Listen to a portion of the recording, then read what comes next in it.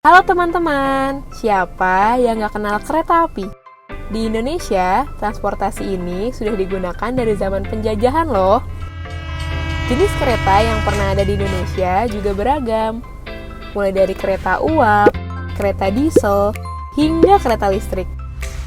Lalu, bagaimana perjalanan kereta api di Indonesia bisa secanggih sekarang? Untuk memahami hal itu, kita harus kembali ke masa penjajahan jauh sebelum Indonesia merdeka. Kita mulai dari awal abad ke-19 pada masa penjajahan Belanda. Pada masa itu, kereta belum menggunakan mesin, tetapi masih menggunakan tenaga sapi dan manusia. Setelah itu, kita maju ke Belanda pada pertengahan abad ke-19. Pada saat itu, terjadi konflik antara Raja Belanda Willem II dan Gubernur Jenderal Hindia Belanda Rohusen. Konflik ini menghambat masuknya kereta api ke Indonesia karena Pak Gubernur Hindia Belanda lebih memilih untuk menggunakan transportasi tenaga hewan. Akhirnya, pada tahun 1860, seorang pengusaha perkebunan bernama Willem Pullman memberikan ide untuk membangun jalur kereta api dari Semarang hingga Yogyakarta. Pembangunan ini disetujui oleh Gubernur Hindia Belanda pada tahun 1862. Karena itu, pada tahun 1863 terbentuklah perusahaan kereta api pertama di Indonesia bernama NISM. Setelah itu, kereta uap pertama yang masuk ke Indonesia disebut NIS 1 dan NIS 2. Kereta uap ini berfungsi sebagai alat bantu pembangunan jalur kereta api dan juga sebagai sarana berlatih untuk para calon masinis. Pada tahun 1867, jalur kereta api di Indonesia resmi beroperasi mulai dari stasiun Semarang hingga Yogyakarta. Rute ini kemudian dilanjutkan ke Benteng Willem I untuk kebutuhan militer pada masa itu. Setelah itu, kereta api di Jakarta juga mulai dibangun. Pada tahun 1873, dari kota Jakarta hingga Bogor terhubung jalur kereta api uap.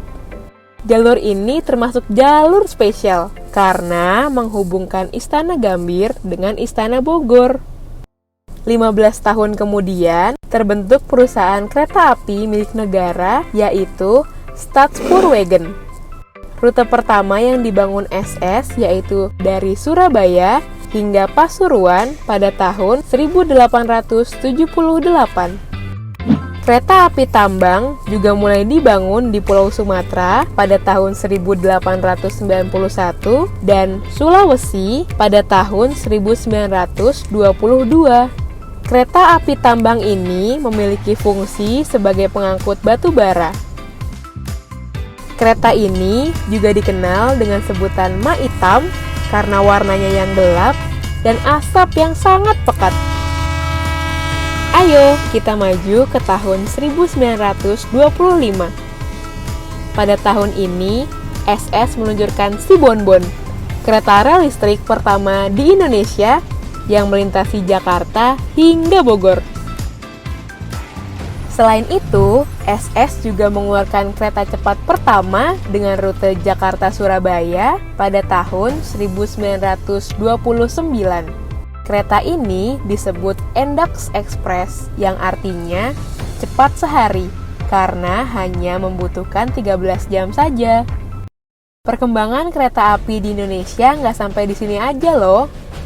Pada tahun 1942, seketika pasukan Jepang datang untuk menjajah Indonesia dan mengusir penjajah Belanda.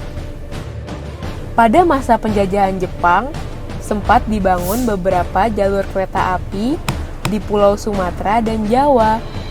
Namun, pembangunan ini tidak selesai karena Jepang keburu kalah perang. Setelah Jepang menyerah, Indonesia langsung menyatakan kemerdekaannya pada 17 Agustus 1945. Lalu, pada 28 September ditetapkan sebagai Hari Kereta Api Nasional karena perkeretaapian sudah milik Indonesia sepenuhnya.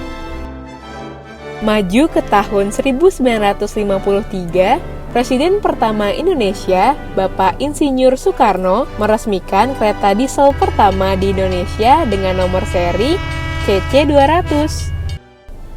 Oh iya, teman-teman masih ingat kereta listrik si Bonbon? Pada tahun 2009, si Bonbon digantikan dengan lokomotif dari Jepang yang sekarang kita kenal dengan sebutan komuter line.